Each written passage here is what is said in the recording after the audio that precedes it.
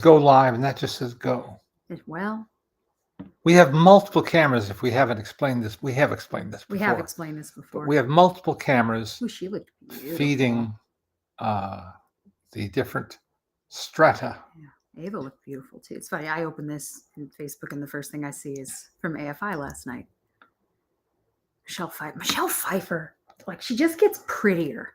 It's overwhelming at times. I didn't get to see her. Well, she looks fantastic. And she's with that bum of a husband. What has he done lately other than everything? Gosh, my dad last night was at the Nicole Kidman AFI tribute. And as I opened Facebook now. As proof. Here be the program. The program souvenir book.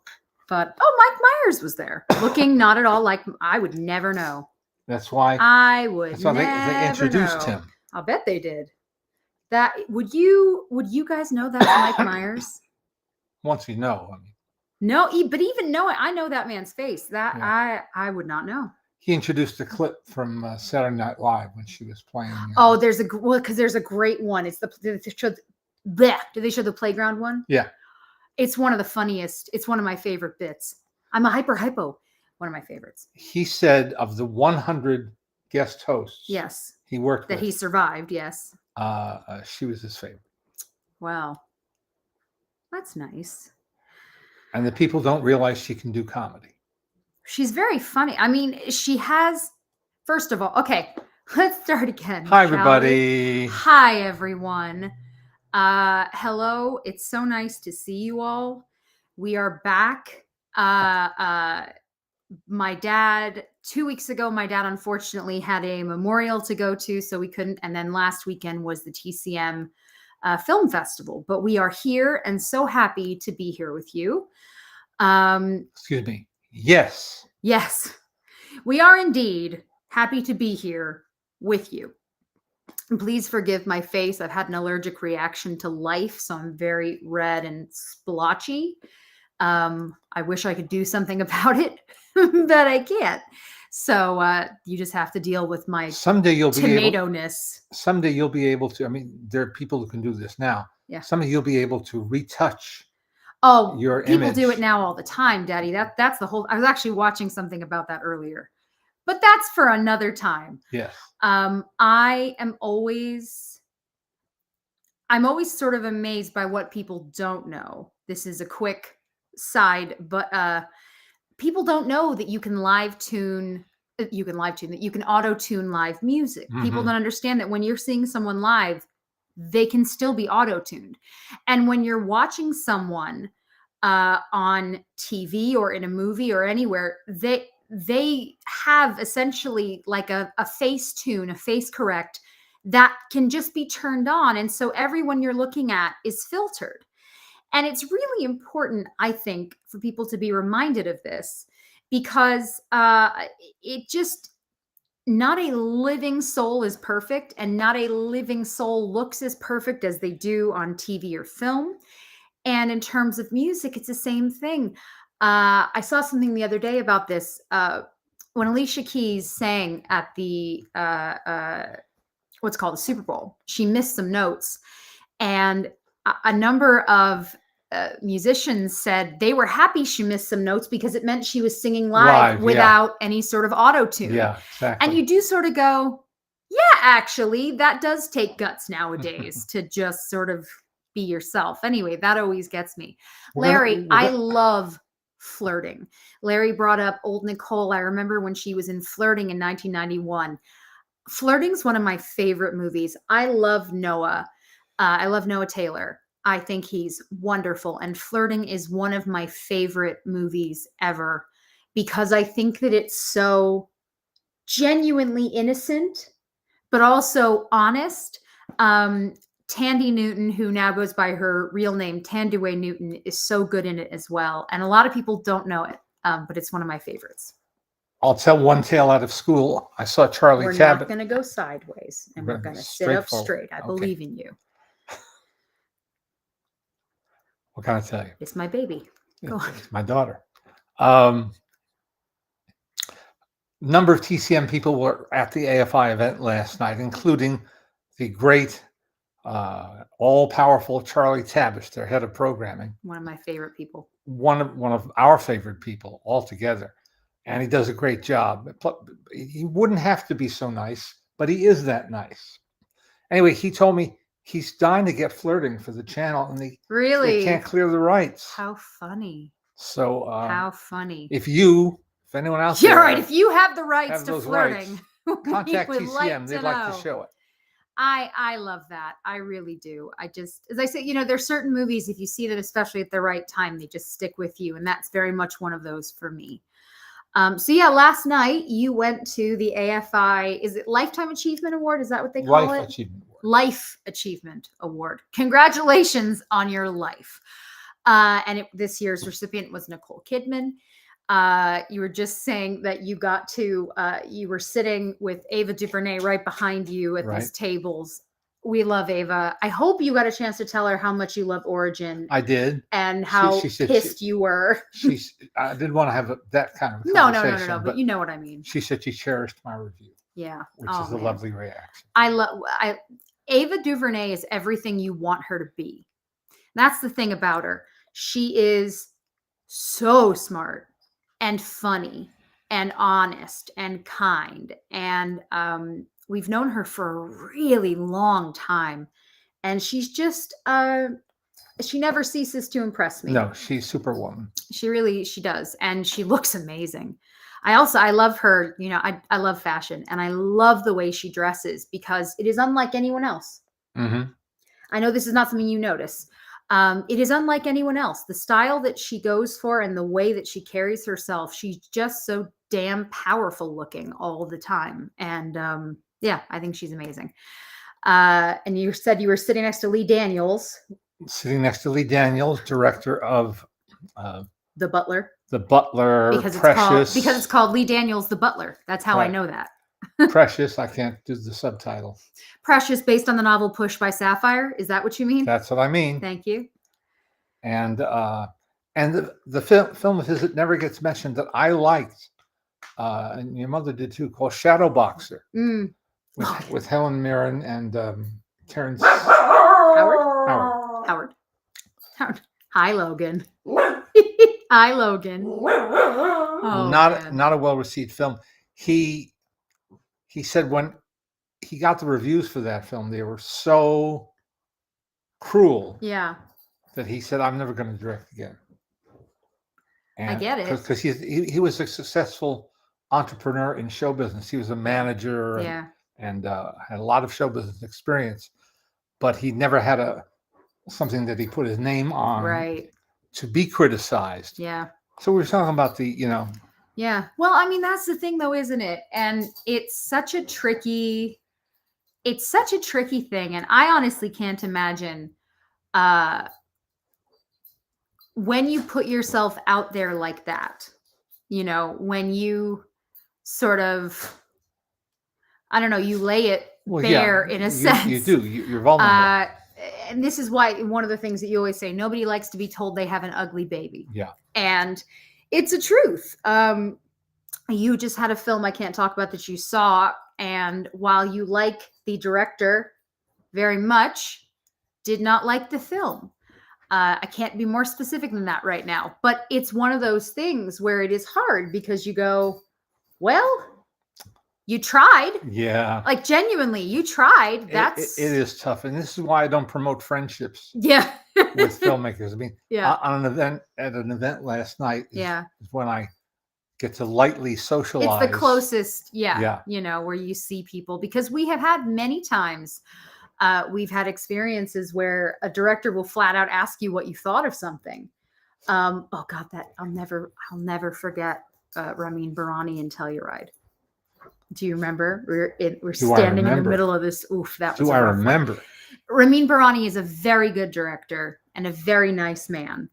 And my dad did not like one of his films. It's the one with Dennis Quaid. It was the first film he made with professional actors. His first 3 films, all of them exceptional. Yeah. Man Push Cart, Chop Shop, and Goodbye Solo. Yeah. The first 2 in particular are just extraordinary pieces of film, of storytelling. on film. And the third one is very good. Anyone else could be rated at the top of their list. But we went to Telluride, and I hadn't read the schedule ahead of time. And on Saturday morning, I went to see a 9 a.m. showing of a film he made called At Any Price, with Dennis Quaid and Zac Efron and Heather Graham and some other folks, Clancy Brown.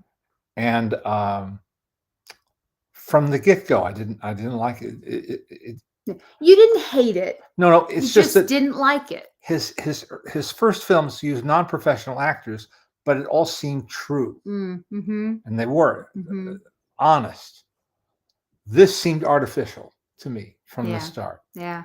And so then we're standing the sort of main street in town. There's a middle bit that they'll usually close down for the festival, so people can just kind of walk in the street. And because again, Telluride's not very big, so that's not a hard thing to do.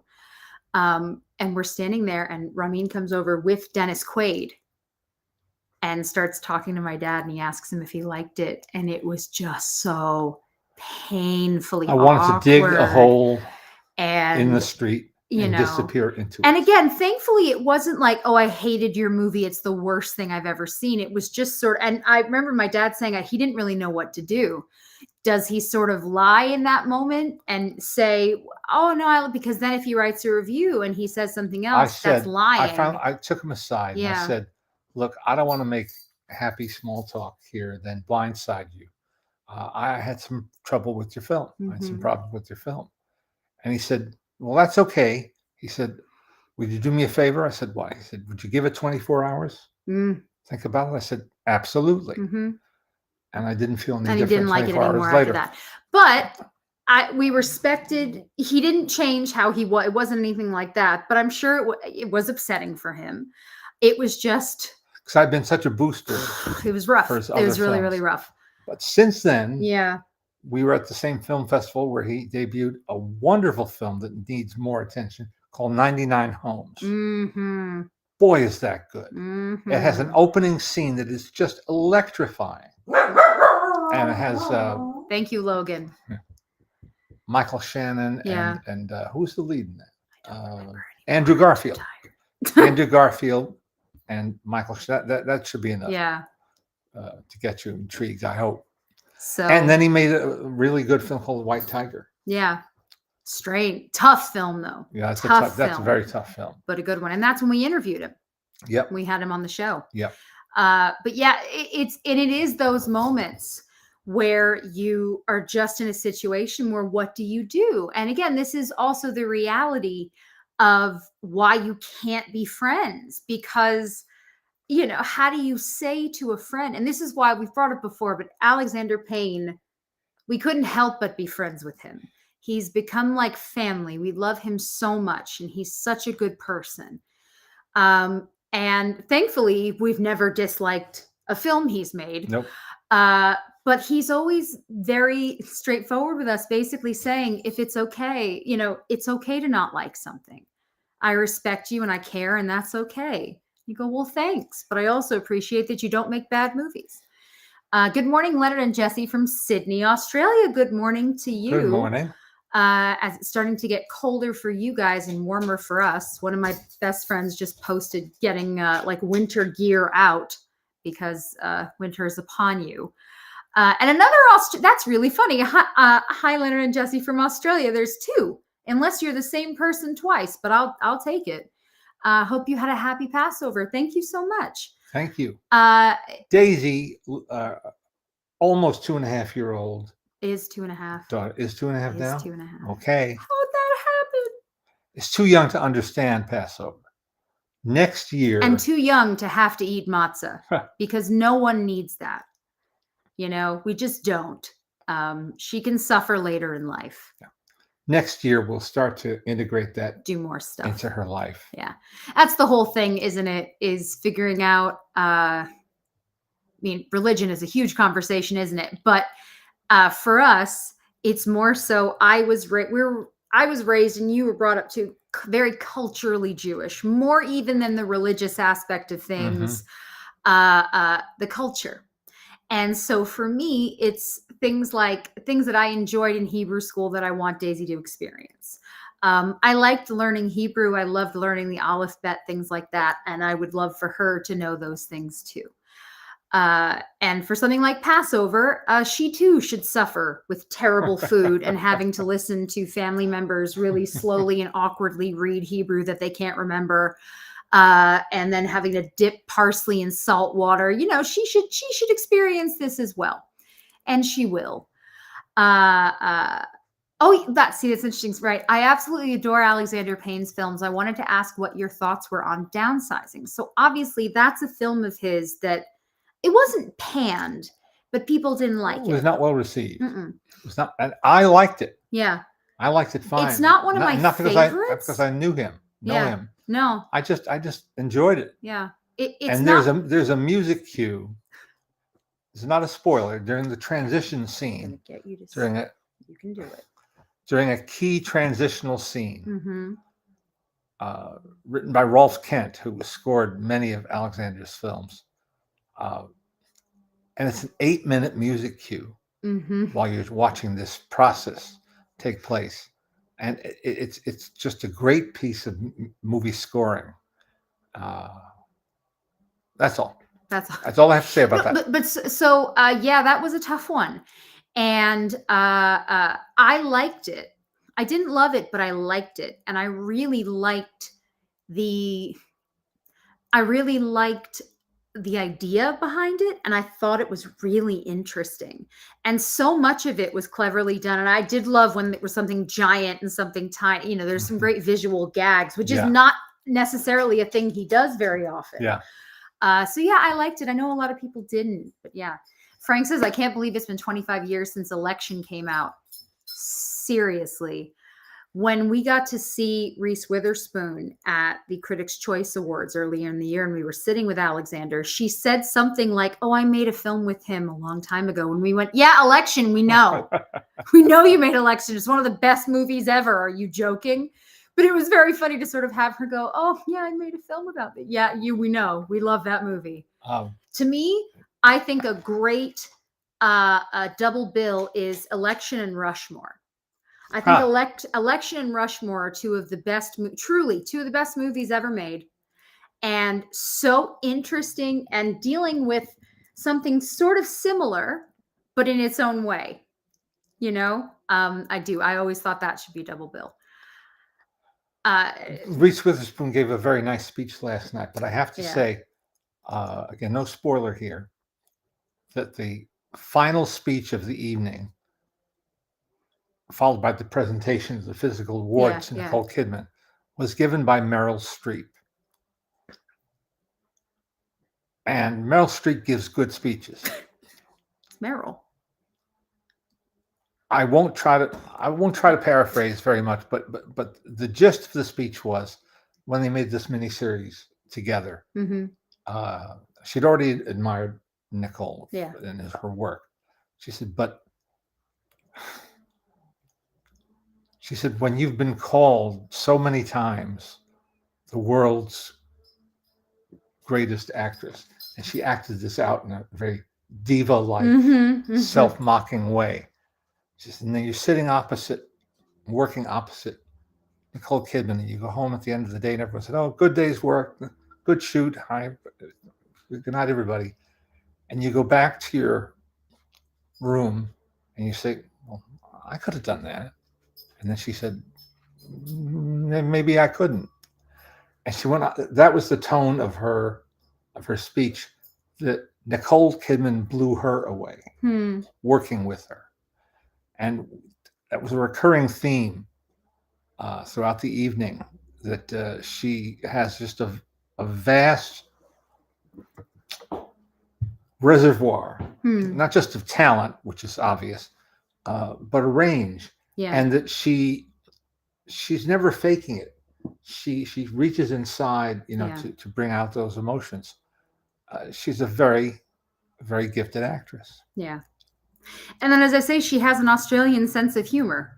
Like she really does. She Oh, has a great sense of humor, which you Yep. just sort of wouldn't know. It's funny. Everybody gives off a persona whether they realize it or not. And obviously she can come off quite cold. Not when speaking, but just in photos. You know, she's tall, she's pale. She brought her two daughters I for saw the first time. pictures. I saw pictures. First time that they've ever been in public with her. Yeah. Yeah. Her husband, Keith Urban, made a beautiful speech. I'm sure he did. I hope they always have to edit these for television. Yeah. But I hope when this airs, they keep the things that impressed me the most. Yeah. Let's go back a week. Well, no, I want to get to some of your questions real quick, and then we will do that. Victoria, I just want to answer you. Have you been on the USC campus in the last few weeks? I've been worried about you. Yes, he had his last class of the semester. We were not sure what was going to happen. They had talked about class possibly being canceled. If you don't know what I'm talking about, the pro-Palestine protesters that have taken over a number of college campuses have set up at UCLA and USC. And my dad teaches at USC. And we didn't really know what was going to happen. And they have canceled graduation, the actual ceremony at USC. They've canceled the graduation because they're worried about safety. And they said in a letter that they sent out, you know, for graduation, they get 65,000 people on campus at one time in one place, and they just don't feel safe doing that right now. And what broke our hearts collectively when this was announced a few days ago is that the first thing I thought about was that a lot of these kids, a lot of your students, a lot of these kids have already had to deal with COVID, right? And many of them didn't have high school graduations. Many of them didn't have proms. Now you finally, you know, you get to college, and there too, some of them had to spend a year or two doing everything virtually. Yep. Which is no one's idea of a good time. And now they've lost their graduation, and it just feels awful. And I'm angry about it. For them, I'm angry about it because I don't think that it's acceptable what's going on the campus. And it just makes me really sad. So Thursday night, showing a film with a guest, which is our usual procedure. And I usually open the evening by leading a discussion of the previous week's movie, which we did in brief. And then I said, I think we should talk. I've got 300 students in this auditorium. Well, before you left the house on Thursday to head down to school, that's when we found out about graduation and found out, sort of saw more of what's happening there. Because I say we were concerned about him going down. We didn't know what to expect. They had shut down the campus the night before. Yeah, they closed the campus the night before. First, they called the police. Yeah. To break up some scuffling, apparently. Yeah. And then they shut down the camp. Yeah, for everyone's safety. So my dad and I spoke before you went down. We talked about it, and because he was saying, I don't really know what to do. And I felt I couldn't ignore the elephant in the room. Yeah. So you said to your kids, especially in such a large class, yeah, a diverse class, yeah, from all different disciplines. Yeah. Sports, everything. There's everything. So you said, I said, let's talk. Let's talk. This is a safe space, and you can express yourself. Only a few were willing to raise their hands and talk. One was a COVID kid, a frequent participant, yeah, who said COVID robbed him of his high school prom and his high school graduation, and now this situation was going to rob him of his commencement at USC. And I said, you've been robbed. Yeah. And it's not right. I said, I don't want to sound like a whiny kid, but it's not fair. And it isn't fair. But that's the thing. I think it's so important for them to hear that, honestly. I think it's really important for someone, instead of saying, oh, it doesn't matter. No, what you should say to them is, it's not fair. It's not fair that you have to lose this. It's not. And then I told them about my experiences in ancient times. In 1968, 68 was the year of the Paris riots, followed by the insurrection at Columbia University, when radical students took over one of the administration buildings, burned papers and reports and theses willy-nilly. And that fall, that's when I entered college. And when I went for my orientation at NYU, it seems that the SDS, that'll mean something to certain people of a certain age, Students for a Democratic Society, had taken over the student council, so they were doing the orientation. So I had my first encounter with radicalization right then and there. And I was very confused and very torn. And I talked about it. And then the end of the year was another protest that canceled finals. So if people look at transcripts of, your grades or anything. So that was my earlier, experience with that kind of thing.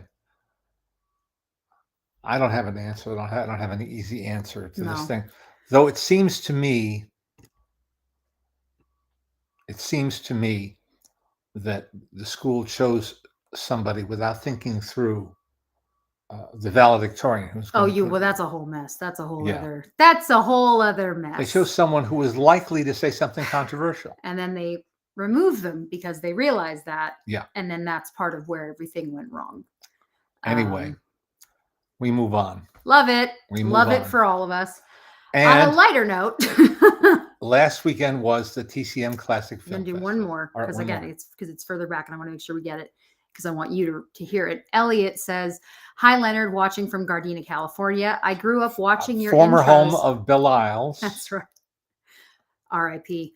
I grew up watching your intros of The Little Rascals on VHS. Just want to say you played a big part of my childhood as someone who loves films, particularly classics during the golden age of Hollywood." I just want to read that. Thank you. Thank you, much. Elliot. That's very kind of you to say. It's true. We get, it's always quite funny because you never know what someone's going to come over to say to my dad, but you can usually guess by age. They're either going to say Little Rascals or they're going to say Star Wars. Those are the two that they'll usually recognize first, which always makes us happy. Anyway, last weekend was the TCM Film Festival. Yes. And I was not, I didn't get to participate as fully as I wanted to because I had been on antibiotics. He's getting over a bad prednisone cold. To try to get rid of a cold that wouldn't go away, but finally has. Yeah. Enough of that. So I was a little under the weather, but on Friday I got introduced 2 programs, and they both went very well. Mm-hmm. The first was the 1936 version of the oft-filmed Peter B. Kynes story, Three Godfathers, and this is the 1936 version. John Ford, who had made it as a silent film with Harry Carey Sr., Mm-hmm. remade it in 1948 with John Wayne, Pedro Armendáriz, and Harry Carey Jr., and he dedicated the film to Carey Sr. Mm-hmm. And it's a good film, and it's in Technicolor, and it looks gorgeous, but it's pretty heavy on the sentiment. Unlike the 1936 version, which is the least known. There's also an early talkie directed by young William Wyler called Hell's Heroes. This is the least known surviving version of the film, starring Chester Morris, Walter Brennan, and Louis Stone, and directed by Richard Boleslavsky, late of the Moscow Art Theater, who had just made a really good film of Les Miserables with Frederick March and Charles Lawton. Anyway, I didn't want to oversell it to the audience because I hadn't seen it in a little while. Mm-hmm. But I sat down to watch it with Alice, and we were sitting fairly close to the screen. And it wasn't that it was such an enormous screen, but it was kind of you got lost in the film. Mm-hmm. It's a wonderful movie. It's really, really good. So glad. And and it was very well received by the audience. And the next day, in talking to our friend Janine Basinger, who was honored at the TCM Festival, she said it's better than the Ford. So I feel newly encouraged and validated. And it is now available on Blu-ray, but you wouldn't know it if you're not looking for it, because Warner Archive has issued the Technicolor John Ford version starring John Wayne. And the bonus feature is the 1936 version, starring these wonderful character actors. So if you've never seen it, I encourage you to do so. We had a funny experience because just 2 days before TCM started, they had this big event at the Warner Brothers lot. Oh, right. Because they've just redone the classic tour and partnered it with TCM. And what I learned from this, they had a marching band. Daisy does not like marching bands, is what I learned. That was very noisy. And it was very funny to have them suddenly playing 76 trombones and my child legitimately going, ah! It was like, I'm so sorry. We dragged her and they were laughing. The marching band guys were cracking up because Daisy was not happy. But it was, it's always neat. I love the Warner Brothers lot. And honestly, I recommend their tours, both the classic and their normal tour. Their tour guides are so good. They're so well trained and they're enthusiastic. The enthusiasm is genuine. They actually care and they do a beautiful job. It is, and this is because Disneyland is not in Los Angeles County, the #1 tourist attraction in Los Angeles is the Warner Brothers tour. And as I say, they can say that because Disney is in Anaheim. So, but it's a blast and they've done a beautiful job. They have so much stuff to show you. The tour guides are great. And then their store is really nicely put together as well. So yeah, it's just a blast. And at one point we were all sitting waiting for a friend of ours who works for Warner Brothers. He was doing some interviews and we were just sort of waiting to see him. And so we're sitting on Brownstone Street across from the beautiful theater that's there. And people kept coming over asking us if we needed anything. We were like, no, we're just it's a beautiful day. We're just hanging out here. We're sitting on Brownstone Street. Daisy found a very fascinating grate in the sidewalk that she just had to sit on a bunch and jump on. So she was fine. But there is something that's just so special about being on those lots that look like they looked. Yeah. These are, I'm going to use some modern verbiage. That's true of all the legacy studios. Oof. Don't like that at all. Don't like that at all. But when did Disney tear down their practical sets? When they started making more live action movies. Okay. The Touchstone. Do you have any sense of when that was? Yeah, 80s. 80s. Yeah, because I never saw. Mm-hmm. Obviously, the sound stages are there, but the sound stages are empty. Mm-hmm. So it is something where you can go, hey, this sound stage is where they made XYZ, but it's not quite the same as if you're at Paramount and you go, so-and-so danced on these steps. You see on Brownstone Street, well, almost everything was shot here. Universal too, you actually get to see things as they were. And it's very cool. It just is. And if you're a film buff, even if you're just a casual film buff, when people realize what things were used repeatedly, it always makes me laugh because you don't necessarily think about it. And then you go, oh, this square where they did Back to the Future was also in this 1950s, Sometime in the 80s, ABC aired Old Yeller for the first time on network television, primetime network television. And my boss at ET liked the idea of doing a story. And they offered us Fess Parker, Dorothy McGuire, and Tommy Kirk. They were going to do it in the conference room on the Disney lot. I said, this is an outdoor movie. I don't want to be indoors with these actors. So they said, oh, we'll do it on the back lot. So that was my one real visit to the back lot. The primary focal point being the house that they built for Something Wicked This Way Comes. It was still standing right there. And that's where I talked to, and I walked right by Tommy Kirk. I didn't recognize him. He didn't notice that. Yeah. Thank goodness. And but that was a nice day and a nice memory. No, it is. It is incredible, as I say, to sort of see things and realize what they were used for, and just how many times, how familiar they are to you without you necessarily realizing it. So I always appreciate that. Ken is saying someone was talking about your book, Movie Comedy Teams, which I own, but they mentioned that there was a later revised version. I hadn't seen that. What revisions were made? Is that would that be for Amazon? Is that Kindle, or is there something else? The book came out in 1970 for the first time, and I got a chance to revise it in.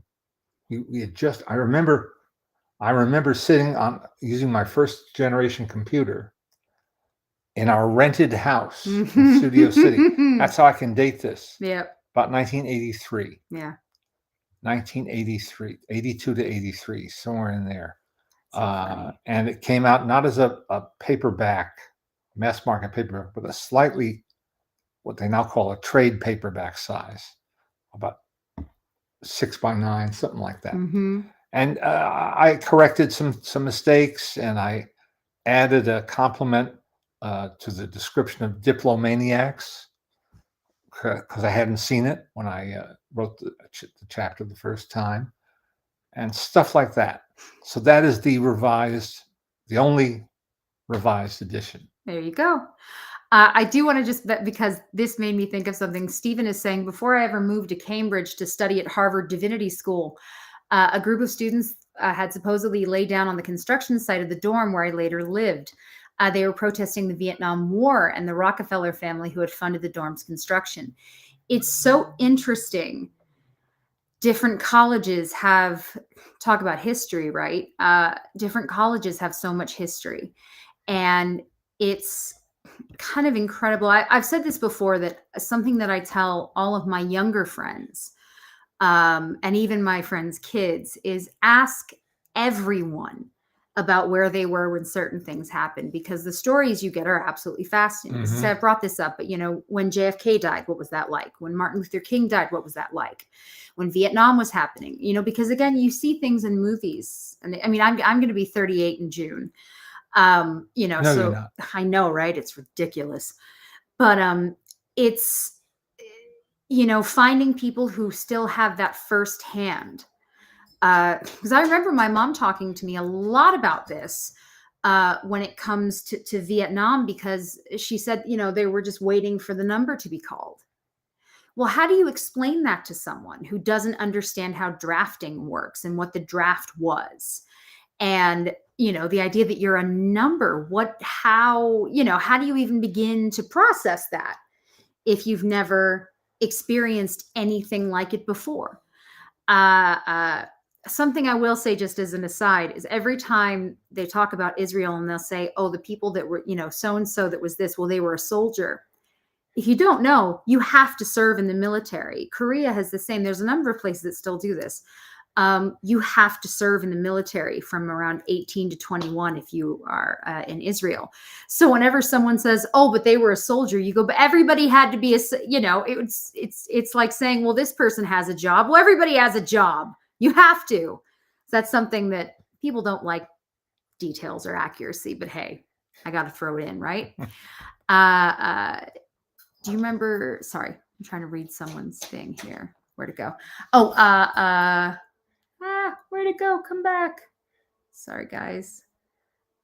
A good question. I don't want to lose it. Do they still have the Warner TV Westerns lot? No. So, Warner Brothers is massive physically. It's huge. They have, again, modern lingo. They have a large footprint. Oh, don't do that. Don't do that. They have multiple sort of locations in Burbank. So the main one on its own is large. And then sort of like a couple of blocks up, they have another where it's not so much offices, because in the main one, there's offices, there's theaters, it's kind of everything. One of the other really big lots that they have is just sets, or primarily sets, and where they film. And they've just knocked that big guy down. And I couldn't believe it when I drove by the other day because it's a sight to see. It's huge, and it's an enormous empty lot now. And I don't know what they're building next. There was a Western Street. There, at one time, Columbia Pictures moved its offices, executive offices, to the Warner Brothers lot. They renamed the studio the Burbank Studio. It didn't stick, and it became once again rechristened Warner Brothers. Mm-hmm. And so they inherited what was the Columbia backlot. So Columbia is in the heart of Hollywood. It's one of the only studios that's actually in Hollywood. And they used the streets sometimes, and so you see the Larchmont Place and some Three Stooges movies. But they had standing sets, including a Western Street, right here in Burbank. I believe in High Noon.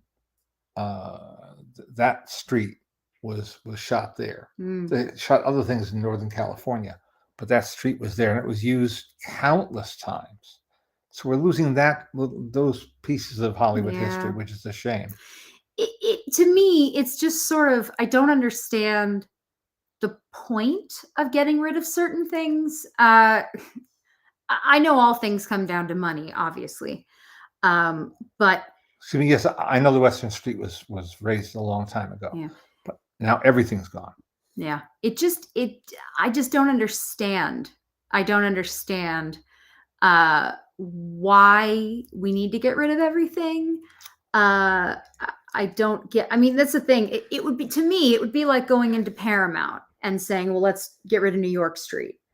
And you'd think, why? You used it forever and it's fine. P.S. That was always a really cool thing when my dad was at Entertainment Tonight for all the years that they were at Paramount, was you'd get there and you never knew what was going to be set up. And so sometimes I remember when they were filming Mr. and Mrs. Smith, because they'd set it up as like a big, it's sort of supposed to look like a market somewhere, like a big street market. And my dad's office was on the second floor, and you could look down and you could see this whole, it was huge. I mean, what they'd done was incredible. And that was always kind of wild, was to see how they would decorate it, change it, redress it. We just interviewed. So we've just started, if you remember, every year for Emmy season, we do a whole bunch of episodes dedicated to the Emmys and what is called the below the line talent, if you want, workers. And basically below the line is anybody who's not the director and the stars kind of a thing. So your production designers, your sound editors, your casting directors, all those. And the thing is, most of the time, those people are not available for interviews because they're working. Yeah. So part of the thrill is that you don't know who you're going to get and what their laundry list of credits will be like. But so much of the time, it's knockout.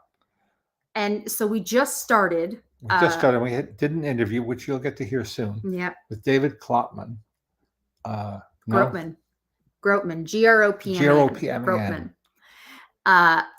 And production designer for the show Ripley.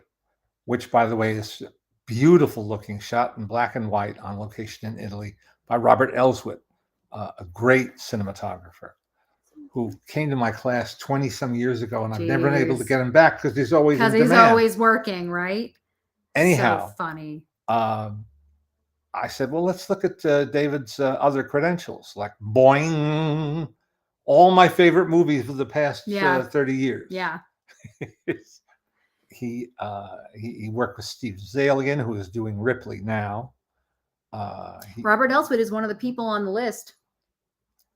Well, I'm gonna tell them. Okay. He was you know why he was a great guest? He was really candid. Yeah. And unafraid to be candid. Yeah. But I never got him back.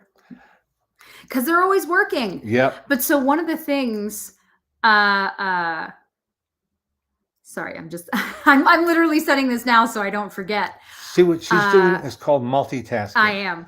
I am unable to do that. Yes. I'm a monotasker. Well, I just wanted to make sure that I didn't want to forget. I'm glad. So I'm doing it now. I'm glad.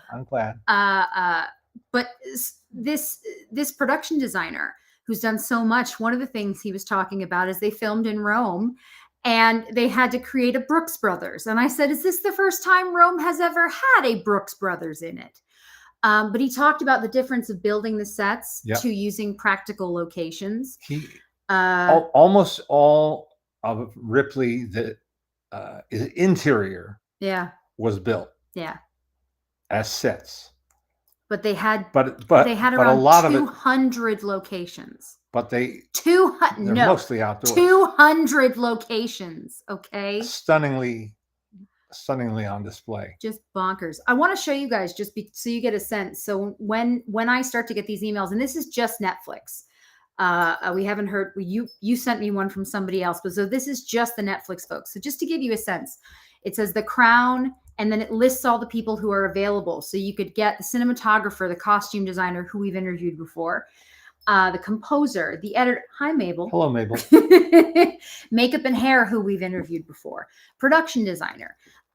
There's Three Body Problem. Same thing. You've got VFX. You've got, so look at this list. I know it's harder to see on certain things than others, but basically, like, it's just tons and tons and tons of names. To Mabel? Yeah.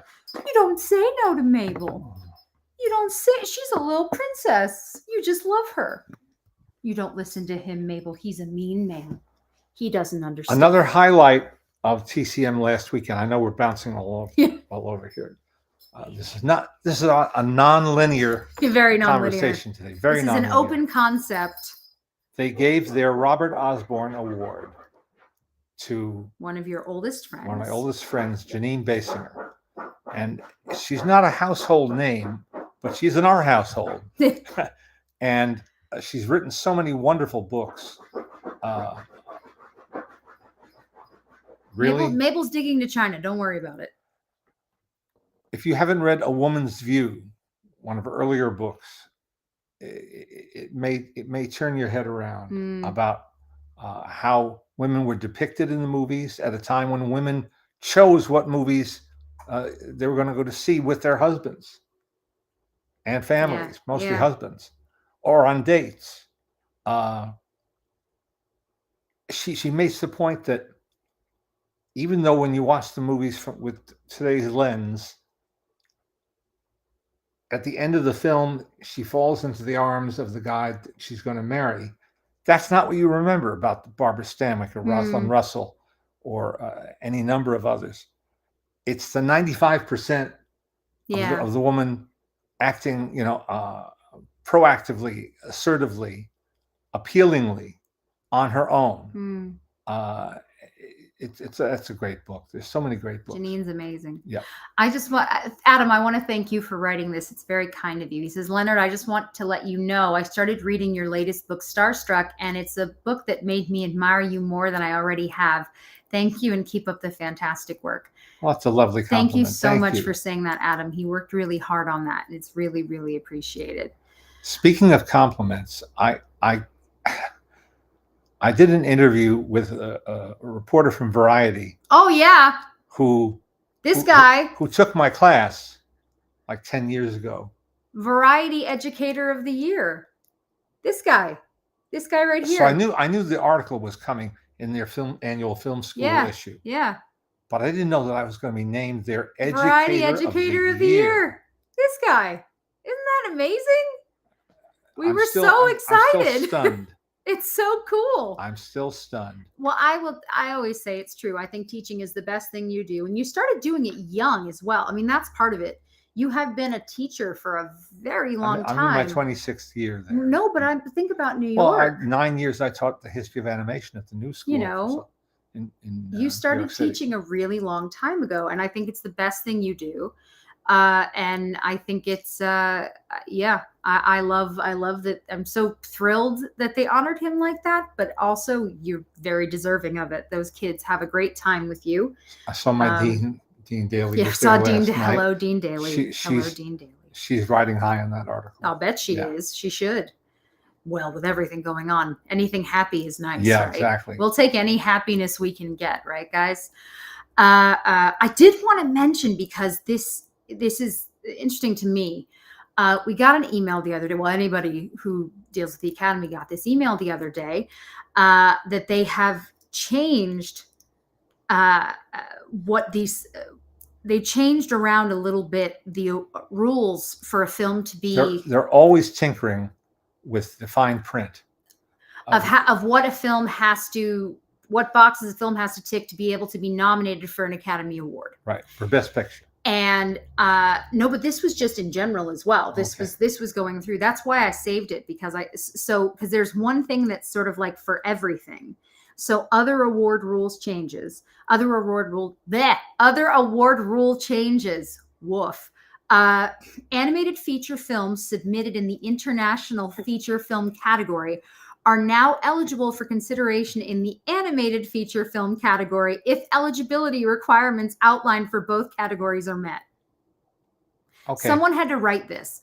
The new eligibility period for the international film category is November 1st to September 30th. Okay. And you have to prove that you really intend to release it. No. That's we're not even on that part yet. Okay. This is a different bit. In the music original score category, 3 composers will be allowed to receive individual statuettes if, in rare circumstances, they all contributed fully to the score. Previously, 3 composers were required to submit as a group. The rules now clarify the definition of a group as a recognized band. Okay, are we following? In the writing categories, a final shooting script will now be required for submission. Okay. There's a thing of governor's awards, but then, so these are the changes for if you want to be considered for Best Picture. In the Best Picture category, the expanded theatrical eligibility requirements approved by the Board of Governors in June 2023. Interruption. If you follow the Oscars at all, you know that a film has to play in a theater for a week in a major city. So we've talked about this. It's usually something like Los Angeles, Chicago, New York. You have to play for 5 days in a theater, in an actual theater, in order to be considered for Best Picture. And you can't just buy out the theater. It has to be open to the public and available to be seen. Now, and this is why sometimes you'll see a movie that's coming out in, let's say, January, for some reason plays at like a really small theater for 5 days that nobody knows about. Yeah. Why? It's just the rules. So here it is. Expanded theatrical run of 7 days, consecutive or non-consecutive. So if I show it on the 1st, the 4th, the 10th, the whatever it is, but there's 7 of them, that counts. Yeah. Okay. But not in drive-ins. Wait. It has to be shown in 10 of the top 50 U.S. markets no later than 45 days after the initial release in 2024. For late in the year films with expansions after January 10th, 2025, distributors must submit release plans to the Academy for verification. Now, what that means is that if you're saying that your film's not coming out until January, you must show them that your film is coming out in January. They have to verify it. For real. So that then they can agree to whatever your 7 days are to make that work. There will be a quiz. Release plans for late in the release plans for late in the year must include a planned expanded theatrical run as described above to be completed no later than January 2025. January 24th, 2025. Non-U.S. territory releases can count towards 2 of the 10 markets. Okay. Qualifying non-U.S. markets include the top 15 international theatrical markets plus the home territory for the film.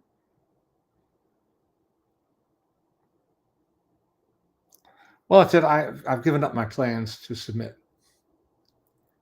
I don't have a film, but I was thinking of submitting something. I sat and read this. Thank you. Nick says, did they come up with the rules of using AI? Honest to God. What? And I've read this multiple times now because I just keep looking at it, trying to understand. Well, because there's always a film that dodges some regulation that they haven't thought of yet. Something gets screwy. And well, you remember that this whole thing that happened, not this last year, but the one before, so 2022, what going into 23, was that whole thing with the film that didn't really get released, but it kind of did. And so then it was just people showing it in their homes. And so then they decided that was unacceptable. And then they decided that certain people who are members of the Academy should not be promoting films that are not their own. So you shouldn't say, I think you should watch such and such because it's the best film. That was the big, and Andrea Riseborough. Yeah. Andrew, that whole thing, which is, okay, so you don't want people, you don't want them touting something openly. Okay. So again, it's just like, and I just don't know. And this is on top of their whole list of things you now have to include on your set, which is really complicated too, about you have to have X number of this and X number of this, and you have to show your diversity. You have to show this. There has to be, you have to have somebody in a mentorship role. I just like, yeah, thank you, Ken. The pestle in the vessel clause. Yeah, the vessel and the vessel with the pestle is the brew that is true, or some such thing. Because thank you. And Nick says, and to top it all off, no Muppets presenting any of the awards. I think we should just have Muppets. I would absolutely watch any award show hosted by Muppets. And frankly, they'd probably do better than most other people would. I mean, wouldn't you? I would watch Kermit and Miss Piggy. I think they'd be fantastic. What could go wrong? Answer, again, compared to what we've ended up with as of late, nothing. Tell us how you really feel. I'm just saying, man, things are a bit of a mess, aren't they? Just to get to some of your questions, Jim is asking, do you have a favorite sound feature from Buster Keaton and Harold Lloyd? I'm not crazy about either one of any of their sound features, to be perfectly honest. Harold Lloyd's are okay. Buster's somewhat less so. I like some of Buster's sound shorts, especially Pest from the West, his first short for Columbia, and One Run Elmer, his short for education. So he did some good work in the sound era, but not in feature films. Yeah. Jim is saying that they celebrated MGM's 100th, and he rewatched Singing in the Rain. I will tell you, yesterday we were sitting with Daisy in my parents' room, and my dad was trying to show her something that just wasn't catching her attention. I decided to put on the Singing in the Rain number, which she's never watched, and she loved it. And my heart was so happy. She loved it. First of all, she loves the rain in general, loves dancing in the rain. So this was like right up her alley. This was like Daisy, made for Daisy. Oh, there's a great suggestion. Have Statler and Waldorf. Oh yeah, sitting in a box, troll all the bad dress nominees, commenting on the Oscars. That's a solid idea. I mean, I'm shocked they don't do that yet. That would make all the sense. I mean, we loved, it was so much fun getting to show her that. And then we also showed her a little Fred and Ginger, and because she loves to dance. And so that, yeah, few things in life are better than watching your kid watch something like that and them enjoying it. Larry has a good question. Since you've been recognized as Variety's Educator of the Year, whoop, whoop, which of your teachers inspired you the most? Well, we just mentioned Janine Basinger, who I never had a class with. I met when I was 16. We met. Being around her is a class. That's true. I met her when I was 16 years old. I did not attend Wesleyan. I guess I'm her oldest friend who wasn't a student. I think we agreed on that. That point. She's just a remarkable human being. What was the question? Some of your best teachers. Who were some of the teachers that inspired you? Miss Martini, Terry Martini at Thomas Jefferson Junior High School in Teaneck, New Jersey, taught English and creative writing. And she wasn't easy. She wasn't a pushover. she made you work, but you wanted to work. You wanted to Mm. please her. And that's the first teacher who comes to mind. I love that. Arthur's asking, do you have a specific favorite Our Gang comedy short? Ooh, that's a tough one too. Well, there are different eras. I'm laughing thinking about them, so that's good. Yeah. I show my class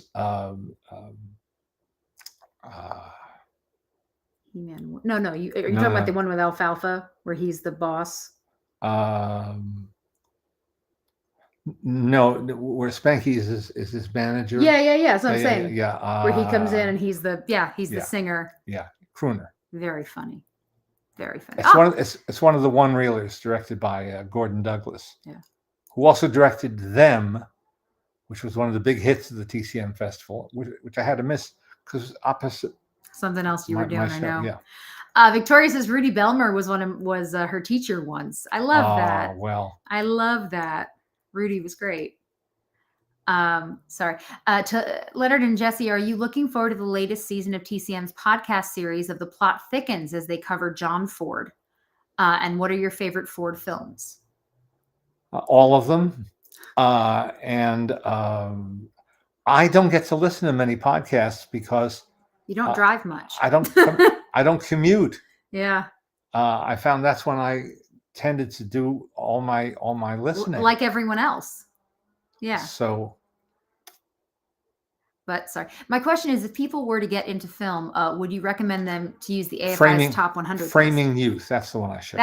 Framing Youth, which is great. And before that, I used to show Pups is Pups, which is an early one. Yeah. And with Dorothy DeBorba in it, and we got to know Dorothy in her later years. She's wonderful, the best. Sweet woman. She was the best. We loved her. She never missed a birthday. She'd call you on every birthday, and she'd leave a message if you didn't answer the phone, and she'd sing to you. And when she passed away, I think that's one of the first things that we all felt was missing her birthday phone calls. So yeah, someone's just asking if you think that it's a good idea to start with the AFI 100 list. There's no harm, is there? Can't go wrong. The truth is there's so many lists that exist, and it kind of just comes down to what you're looking for and what you would like to get out of it. Do you want to have just seen all the things that are considered classics? Is that the goal for you? You want to see all the films that are classics to sort of have said you have? Are you trying to cover a film in every genre? So are you looking at animation, and then you also want to try, Kurosawa? Yeah. In olden days, there used to be something called the 5-foot bookshelf, which was these books you ought to have in your consciousness to be a well-educated citizen of the world. Yeah. I fail. You like different books. Daisy has not watched much Shirley Temple yet. I've tried showing her a little bit. It didn't really interest her. She's 2.5, and she's not really. She's 2.5, and she has the memory span and attention span of a 2.5-year-old. Yeah. So no. Yeah. Getting through one cartoon short is difficult. Yeah. So soon I've shown her little bits. This one was 3.5 when we first showed her the barn raising sequence from 7 Brides for 7 Brothers, and had no interest in seeing any other part of the movie. In fairness, I still feel that way most of the time. For many weeks. I'm just saying. And then you did fall in love with it. It's my favorite movie to this day. And it's her mother's favorite movie as well. And I have a wonderful snapshot of the two of you with Jane Powell at a TCM film festival. I have been starstruck in my life, but boy howdy, meeting her was next level, and I about cried. It was so special meeting her, and she's great. And again, she was exactly what you wanted her to be. She knew how much it meant. And I've now been very lucky. I've gotten to see the film on the big screen multiple times in multiple situations. And so that's also really special, is getting to watch your favorite movie on a big screen, a beautiful print of it as well. So yeah, very, very, very, very lucky on that one. Sorry, I'm looking at this. There you go. Devin's saying, I would love to do what you do. Always wanted to be a film historian and writer. Could you You'll offer? go broke. Yeah, exactly. Could you offer some advice? Have an alternate plan. Yeah, right. No, what I tell people is there's so few jobs in this very niche field. I just use niche as an adjective. Sure. In this very, very particular and peculiar field, that do something else that will make you a living and use this as your avocation. Program a series of films at your local public library, or volunteer to do an extension course at a local school or college. Find a way to put yourself into active contact with movies. And if you want to write program notes. And then if you want to teach, get some experience lecturing about the film you're about to screen, and then do questions and answers afterwards. Yeah. Those are all good ways to feel like you are participating. In olden days, I would tell people to write for their submit, writing to your local paper, to your local your local free shopper. You know, they're always looking for copy to fill up space. Yeah. I don't know if that's still true or not. I don't know. In our internet era. Yeah. I reviewed plays for our local paper in Toluca Lake, the Tolucan Times. When I was a teenager, I started reviewing plays for them, which I love doing. Shannon says, when do you think it's okay to show children movies like Jaws, Halloween, or The Exorcist? I saw them when I was 7, but I think that was way too young. I agree. I think the reality is every single kid is different. And every single kid is going to have different reaction to things. So there is no specific time, because every kid is going to have a different reaction. And to say sort of across the board, you should be X years old, you have to just take into consideration what they can handle. Yeah. So only you really know your kid and what he or she is capable of digesting without harm. Jessie was out of step with her fellow 5th graders, I think it was. I don't know if it was 5th grade. I don't remember what it was. Hocus Pocus. Yeah. My mom, a bunch of people on the block, it wasn't school, it was the block in our neighborhood. A bunch of the kids were going to go see Hocus Pocus. And my mom said, Jessie, I think that, I don't think this is for you. And I was like, but everybody else is going, so I want to go. And the opening of that movie, they get lynched. Like, they get hung. The 3 witches are hung. And you see their feet dangling. Like, it's not, to me, Hocus Pocus is not a kid's movie. There are a lot of things in it that are not kid friendly. Now, of course, it's a movie I enjoy very much. I love it. But when I was little, we went running. As soon as the lynching scene happened, I went running with my mother. We went next door and we watched cartoons until the film was done, so we could all go home together. So, everybody's different. Scott, not my husband, and I, we talk about with Daisy, because she's obviously in the room when we watch a lot of stuff, and as of yet doesn't really care or doesn't really bother her. And so we'll see at what point she starts to react to it. We've been watching that new series Fallout. There's a lot of blood and guts in it. We watch The Boys, a lot of blood and guts. Right now, she does not notice and does not care. As soon as she does, we won't be able to have that on while she's in the room. So we'll see sort of where that goes. But again, I still, I can't do animal violence to this day. Can't and won't. Yeah, will not do animal violence. Not an age thing. And I just won't, because it upsets me too much and I can't do it. I was asked several times last night if I'd seen Luca Guadagnino's new film, The Challengers. Yeah. I think it's just Challengers. Not sure. Let me look. To sum up, it's sexy, and it starts out smart and winds up stupid. It's just Challengers. Just Challengers. Alice Maltin said she was bored out of her mind and couldn't wait for it to end. That is her review. She was bored out of her mind. And Kevin, I'm not going to Tribeca, but I wish you best of luck on your documentary on Diane von Furstenberg. I'll tell you the first thing that's weird to me with Challengers is the poster is very strange because it's Zendaya's face close up, except it doesn't look like Zendaya, which I think is very strange. She's one of the producers on the film. She's very much a part of it. They're also selling it on sex. That's a really big piece of how they're pushing it. Yes. And I've read multiple people saying, why is that? It's not even that big of a thing. Why are we pushing it so much? It obviously is what they think will sell. Yep. So you didn't hate. I didn't hate it because I found it intriguing for quite a while. Yeah. And it's not a spoiler to tell you that these three lead actors play themselves and themselves 13 years later. And they pull that off, which is they're three very good actors. Yeah. They're very good actors. Mm-hmm. And so I'm not surprised by that at all. But yeah, let's say, yes, Frank, I'm with you. Alice should be the one reviewing movies because it's just always fish. I was bored out of my mind. Stick that on a billboard. Alice Maltin, bored out of her mind. Stick that on a billboard. Yeah. But this is the thing with Luca Guadagnino in general. A lot of his movies just kind of go on and on. Yeah. And on. I think his best film is A Bigger Splash. I really like that. And Ralph Fiennes is just wonderful in that movie.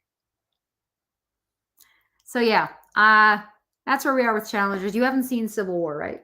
No, I haven't seen that one yet. Trying to think what else you've been watching. My mom and dad, they're always watching, just constantly. You really are. You and mommy are always trying to, keep up with all the links that get sent and all the screenings. I didn't get a screening notice for Civil War, or I would have gone. Yeah. Did you answer for the new Vigo movie? Did you answer that? Go to a movie theater. Yeah. Yeah, I did. Okay. Are you going to go? Yeah. Oh, good. There you go. Viggo Mortensen has a new film, and the very nice publicist has been trying to get us. And he really wants it seen on a screen. Viggo does. Viggo really wants it seen on a screen. He doesn't want it sent, which makes sense. Again, I can't generally go see movies at the moment. That time will return, but it is not now. But I'm glad you're going to get to go see it. That should be good. I hope it's good. I just hope everything's good. Yeah. I want all of these movies to be good. You did see Fall Guy and really did not like it, but mommy said your kids did. I didn't get to talk to you about that. Mommy said your kids really liked it. Yep. There you go. Yep. Even the trailer, though, to me, the trailers just look terrible. I feel like the trailers for Fall Guy, they just don't look very good.